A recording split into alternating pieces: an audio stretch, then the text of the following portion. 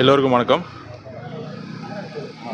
ரொம்ப ஒரு துக்கமான நிகழ்வு இது. ஏற்கனவே தூய்மை பணியாளர்கள் நம்மளுடைய சகோதரிகள்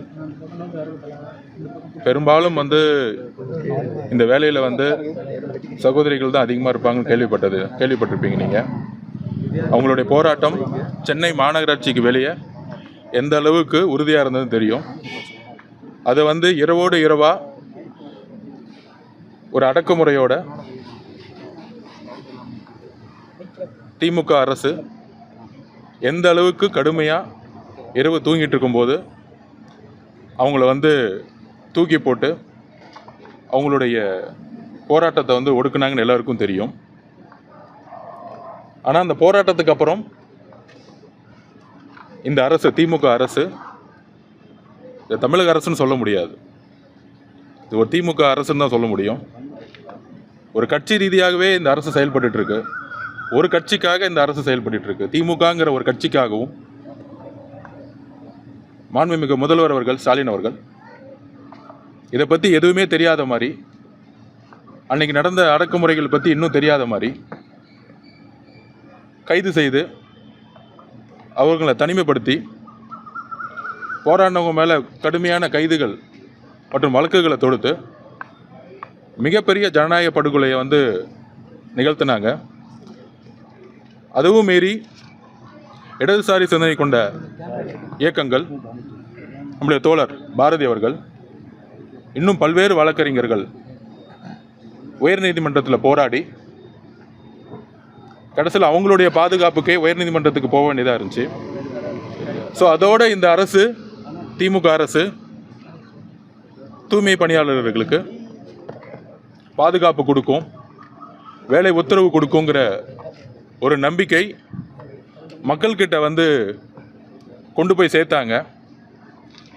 ஆனால் 1953 பேர்கிட்ட வெறும் 5வது 6வது மண்டலத்தில் சென்னை மாநகராட்சியில் ஒரு சிறு பிரச்சனை இதை ஒரு முதலமைச்சரோ, ஏன் முதலமைச்சர் லெவலில் வேணாம், இப்போ இருக்க துணை முதலமைச்சர், ஏன் துணை முதலமைச்சரில் வேணாம், ஒரு அமைச்சர் லெவலில், ஏன் ஒரு அமைச்சர் லெவலில் வேணாம், ஒரு ஆணையர், ஒரு சாதாரண விஷயம் இது. ஆனால் இது ஒன்றும் இவங்க ஏதோ ஒரு 6 மாதமோ 1 வருஷமோ வேலை பண்ணிவிட்டு தனியார் மயம் ஆக்கும் பொழுது, வேலையை மாற்ற சொல்லும் பொழுது போராடல. ஒரு வேலையோட அடிப்படை உரிமை, இந்திய குடிமகனுடைய அடிப்படை உரிமை, தொழிலாளர்கள் சட்டம், தொழிலாளர்கள் சட்டத்தில் அடிப்படை ஊதியம், இதெல்லாம் உச்ச நீதிமன்றம் சரி, உயர் நீதிமன்றம் சரி அளவுகோல் கொடுத்துருக்கு. முக்கியமாக இதில் பணி செஞ்சிட்டு இருக்கக்கூடிய நம்மளுடைய தோழர்கள், அதாவது நான் ஒன்று ஒரு லெட்டரை காமிக்கிறேன், மாண்புமிகு முதலமைச்சர் அவர்கள் இது பதில் சொல்லணும். 19/1/2021 எதிர்க்கட்சி தலைவராக இருக்கும் பொழுது திரு மு க ஸ்டாலின் அவர்கள் கமிஷனருக்கு ஒரு லெட்டர் கொடுக்குறார். வணக்கம், கடந்த 10 முதல் 12 ஆண்டுகளாக NULM திட்டத்தின் சென்னை மாநகராட்சிக்கு தற்காலிக தூய்மை பணியாளராக பணியாற்றி வந்த 12,000 பேரை திடீரென்று 12/1/2021 அன்று பணி நீக்கம் செய்திருப்பது மிகுந்த வேதனை அளிப்பதாக உள்ளது. இந்த தூய்மை பணியாளர்கள் அனைவரும் சீன பிரதமர் வருகை, வர்தா, நிவர் ஆகிய புயல்கள் மற்றும் கொரோனா பேரிடர் போன்ற பல்வேறு நெருக்கடி மிகுந்த காலகட்டங்களில் தூய்மை பணியாற்றியுள்ளார்கள். அது மட்டுமன்றி இவர்களில் 90% பேர் பட்டியலின வகுப்பை சேர்ந்தவர்கள் என்பதை தங்களின் கவனத்திற்கு கொண்டு வர விரும்புகிறேன். இவர்களை பணி நிரந்தரம் செய்ய வேண்டும் என்ற வழக்கு சென்னை உயர் நீதிமன்றத்தில் நிலுவையில் இருக்கும் பொழுது பணி நீக்கம் செய்திருப்பது நல்ல நிர்வாக நடைமுறை அல்ல என்று தெரிவித்துக் கொள்ளும். அதே வேளையில் இவர்களின் வாழ்வாதாரம் மற்றும் திறம்பட ஆற்றிய பணி கருதி 12,000 பேரையும் மீண்டும் பணியில் அமர்த்திடுமாறு தங்களை அன்புடன் கேட்டுக்கொள்கிறேன். உயர் நீதிமன்றத்தின் வழக்கின் முடிவிற்காக காத்திராமல் இவர்கள் அனைவரையும் பணி நிரந்தரம் செய்ய வேண்டும் என வலியுறுத்தி கேட்டுக்கொள்கிறேன். ஸோ எதிர்க்கட்சி தலைவராக இருந்த திரு மு க ஸ்டாலின் அவர்கள் இன்றைக்கு முதலமைச்சரான பிறகு இன்றைக்கு இருக்க திமுக அரசு நிலைப்பாடு மாறியது ஏன்? அப்போ எதிர்க்கட்சியாக இருக்கும் பொழுது உங்களோட நிலைப்பாடு ஒன்று, ஆளுங்கட்சியான பிறகு தேர்தலில் பொய்யான வாக்குறுதிகளை கொடுத்து எதிர்க்கட்சியாக இருக்கும்போது மக்களோட போராடி நின்ன ஒரு கட்சி இன்றைக்கு ஒரு போராட்டம் நடத்தினா அவர்களை கைது செய்கிறதும், நைட்டோட நைட்டாக வந்து அடக்குமுறையோட தூக்கி எறிகிறதும், இன்றைக்கு உண்ணாவிரதமாக நம்மளுடைய சகோதரிகள் அவர் சொன்ன மாதிரியே இன்றைக்கு இருக்கக்கூடிய, ஏன் சென்னை மட்டும் இல்லை, இப்போ பேசிகிட்டு இருக்கக்கூடிய நம்மளுடைய தோழிகள், அதாவது ஜெனோவா, பாரதி, கீதா, வசந்தி தோழிகள் கடந்த 10 நாட்களாக உண்ணாவிரதம் இருக்கிறாங்க. சாப்பிடல, வெறும் தண்ணி மட்டும் குடிச்சிருக்காங்க. அவங்கள பார்க்கும் பொழுது அவங்களுடைய உயிருக்கே வந்து ஒரு மிகப்பெரிய பிரச்சனை ஏற்படும் பொழுது தான் அப்படி தெரியுது. ஏன்னா அவங்களால பேசக்கூட முடியல. இங்கே நாங்கள் பதிவு பண்ணுறோம், அவங்களுக்கு ஒரு உயிருக்கு ஏதாவது ஒன்று ஏற்பட்டதா அதுக்கு மாண்புமிகு முதலமைச்சர் அவர்கள் தான் முழு காரணம்ங்கிறத நாங்கள் தமிழக வெற்றி கழகத்தின் சார்பாக நாங்கள் பதிவு பண்ணுறோம். வேலையா உயிரானா நாங்கள் அவங்கக்கிட்ட கோரிக்கை வச்சது உயிர் தான் முக்கியம். ஏன்னா இங்கே இருக்கக்கூடிய சகோதரிகளுக்கு குழந்தைகள் இருக்காங்க. நிறைய பேர் கணவன்கள் வந்து குடி நோயாளியால் பாதிக்கப்பட்டிருக்காங்க. அதனால் ஒரே ஒரு பொருளாதாரத்தோடைய ஒரு வேண்டுகோள், ஒரே ஒரு தான், அவங்க வீட்டில் இருக்க ஒரே ஒரு ஊதியம் தான் அவங்களுடைய பொருளாதாரம். அப்போ அவங்க வீட்டில் இருக்க எல்லா குழந்தைங்களுக்கும் ஃபீஸ் கட்ட முடியல. இன்றைக்கி வீட்டு வாடகை கொடுக்க முடியாமல் 2 தோழிகளை வந்து வீட்டை விட்டு வெளியே அனுப்பிச்சப்பட்டிருக்காங்க. கிட்டத்தட்ட 1953 சகோதரிகளுக்கும் இந்த பிரச்சனை இருக்குது. இது இந்த மண்டலத்தில் மட்டும் பிரச்சனை இல்லை, 25 மண்டலம், பேரூராட்சி, நகராட்சி, ஏன் பஞ்சாயத்து வரைக்குமே ஊதிய கூலிகள் பிரச்சனை இருந்துக்கிட்டு இருக்கு. எனக்கு ஒரே ஒரு வேண்டுகோள் என்னன்னா, கூட்டணி கட்சியில் இருக்கக்கூடிய இடதுசாரி சிந்தனை கொண்டவர்கள் 90% இருக்கக்கூடிய ஆதி திராவிட மக்கள் பாதிக்கப்படும் பொழுது விடுதலை சிறுத்தைகள் கட்சிகள் இவங்கெல்லாம் ஏன் வந்து இன்னும் வந்து இந்த சகோதரிகளை பார்க்கலன்னு எங்களுக்கு இன்னும் தெரியல. ஏன்னா அவங்களுடைய உயிர் வந்து பல பிரச்சனைகள் இருந்துக்கிட்டு இருக்கு. ஸோ இதை வந்து மாண்புமிகு முதலமைச்சருடைய கவனத்துக்கு நாங்கள் ஸ்ட்ரைட்டாகவே கொண்டு வரோம்.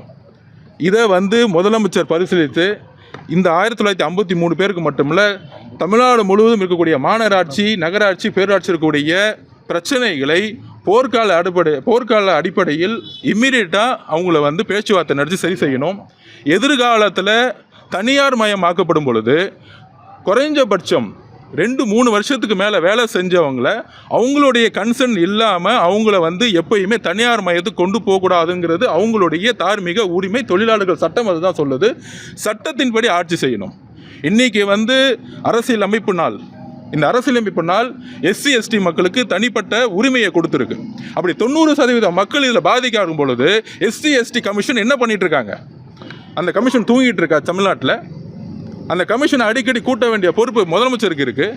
அப்போ இத்தனை எஸ்சி எஸ்டி மக்கள் பாதிக்கும் பொழுது முதலமைச்சர் என்ன செஞ்சுட்டு இருக்காங்க? இல்லை துணை முதலமைச்சர் என்ன செஞ்சுட்டு இருக்காங்க? இல்லை அமைச்சர்கள் என்ன செஞ்சுட்டு இருக்காங்க? இதை வந்து ஏதோ தூய்மை பணியாளர்களுக்கு உணவளிக்கிறோம், இதுதான் பண்ணையார்த்தனம். இதுதான் பண்ணையார்த்தனங்கிறது. நாங்கள் உணவளிக்கிறோம்னா நீங்கள் வந்து உணவு கொடுக்கணும், நாங்கள் பிச்சை எடுக்கணுமா? இதுதான் அரசியலா? இதுதான் வந்து ஒரு அரசு செய்யக்கூடிய வேலையா? மக்கள் அவங்க சொல்கிறாங்க, எங்களுக்கு உணவுலாம் தேவையில்லை, எங்கள் வேலை கொடுக்க சொல்லுங்கள், நாங்கள் எங்கள் உணவை பார்த்துக்குறோம், எங்களுடைய வேலையை நாங்கள் பார்த்துக்குறோம், எங்கள் வீடு வந்து நாங்கள் வாடகை கட்டிக்கிறோம், எங்கள் குழந்தைங்களை நாங்கள் படிக்க வைக்கிறோம். நான் 15 வருஷம் படிச்சிருக்கேன், 15 வருஷம் 16 வருஷம் நாங்கள் வேலை பார்த்துருக்கோம். எங்களை ஒரே நாள் எப்படி தூக்கி போட முடியும்? அப்போ 16 வருஷமாக அரசை நம்பி வேலை செய்து இந்த சென்னை மாநகரத்தை ஒரு தூய்மையாக வச்சுட்டு இருந்த சகோதரிகளுக்கும் ஆதி திராவிட சென்னையோட பூர்வீக குடிமக்கள் இருக்க ஆதி திராவிட மக்களுக்கும் இந்த அரசு செய்ய வேண்டிய கடமை என்ன? வெறும் மேடையிலையும் சமூக நீதிக்கான அரசுன்னு சொல்லிட்டு இருக்கக்கூடிய அரசு வெறும் மேடையில் மட்டும் சமூக நீதின்னு சொல்லிட்டு இங்கே இருக்கக்கூடிய ஆதி திராவிட மக்களை 10 நாள் சாப்பிடாம உட்கார வச்சு எந்த வேலையும் கொடுக்காம அராஜகம் பண்ணி ஒட்டுமொத்த தூய்மை பணியாளர்களையும் நடு ரோட்டில் ஒரு பெரிய அராஜகத்தை நிகழ்த்திட்டு இருக்குங்கிறது எங்களுடைய கடுமையான ஒரு மனம் வலியோடு பேசிகிட்டு இருக்கோம். இதுதான் வந்து நாங்கள் பேசின அந்த 4 தோழிகளும் சொன்னது, எங்கள் சகோதரிகளும் சொன்னது. அண்ணா, நாங்கள் வந்து எங்கள் வீட்டில் வாடகைகள்லாம் வெளியே அனுப்பிச்சிட்டாங்க, எங்களுக்கு வந்து எந்த இடத்துக்கு போகிறதுக்கு நாதி இல்லை. முதலமைச்சரை பார்க்கணுன்னு நினைக்கிறோம், அமைச்சர்களை பார்க்கணுன்னு நினைக்கிறோம், ஆணையரை பார்க்கணுன்னு நினைக்கிறோம், யாருமே எங்களை பார்க்க மாட்டேங்கிறாங்க. ஒரு ப்ரைவேட் கம்பெனியை போய் பார்க்க போகணும்னு சொல்கிறாங்க. ப்ரைவேட் கம்பெனி யார்? 16 வருஷமாக வேலை பார்த்த ஒரு தொழிலாளர்களை ஒரு ப்ரைவேட் கம்பெனியை பார்க்க போகணும் ஒரு ஆணையர் எப்படி சொல்ல முடியும்? ஸோ சட்டப்படி இந்த ஆட்சி நடக்கலை. இந்த விஷயத்தில் நாங்களும் வந்து கடுமையாக சட்ட போராட்டம் கொண்டு போடுவோம். எங்கள் தலைவர் இந்த விஷயம் நேற்றுலேருந்து கேள்விப்பட்டு ஒரு 4-5 நாளாகவே ரொம்ப வருத்தத்தில் இருந்து இமீடியட்டாக வந்து பார்க்க போகணும்னு சொன்னாங்க. கூடிய விரைவில் தலைவரை டிஸ்கஸ் பண்ணி தமிழகம் முழுவதும் மிகப்பெரிய போராட்டத்தை தமிழக வெற்றி கழகம் முன்னெடுக்கணும். இப்போ தான் பொதுச் செயலாளரும் வந்து பதிவு பண்ணார். அதை நாங்கள் வந்து பதிவு பண்ணுறோம்.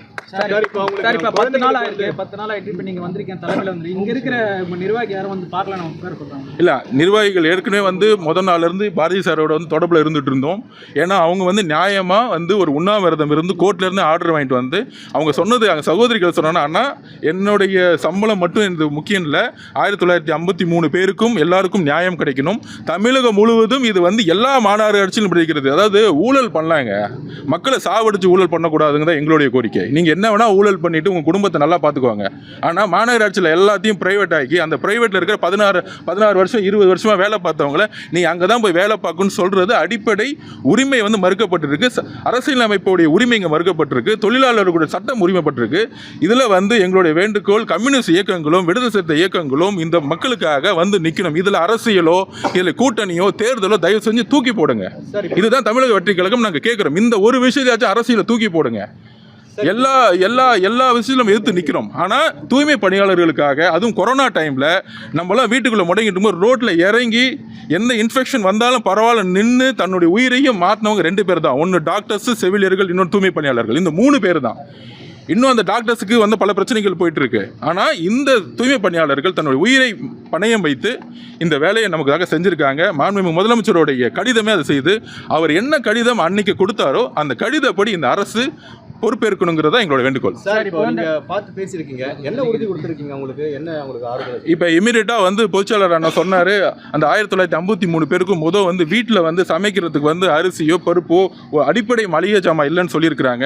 இமீடியட்டாக வந்து நம்ம அந்த அடுத்த வாரமே ஆனந்தன் சொல்லுங்கண்ணா, அடுத்த வாரம் அவர்களுக்கு வேண்டிய உதவிகளை தமிழக வெற்றி கழகம் தலைவருடைய அனுமதி பெற்று அவர்களுக்கு செய்யப்படும் என்பது தெரியும். 1953 பேருக்குமே அது வந்து அரிசி மளிகை பொருட்கள் வழங்கப்படும் என்பது தெரியும். அந்த ஃபீஸோட லிஸ்ட் எல்லாம் கேட்டிருக்கிறோம். அதில் பாதி பேர் வந்து அரசு பள்ளியிலையும் அரசு கல்லூரியிலையும் படிச்சிருக்காங்க. ஸோ அதுக்கான ஃபீஸ் ஸ்ட்ரக்சர் வந்து தோழர் பாரதி சார்ட்ட கேட்டிருக்கோம். அதோடைய அடிப்படை அதுக்கான உதவிகளும் தமிழக வெற்றி கழகம் கண்டிப்பாக செய்யும், நம்மளோட தோழர்களும் செய்வாங்க. தேங்க்யூ. இல்லை, இன்னைக்கு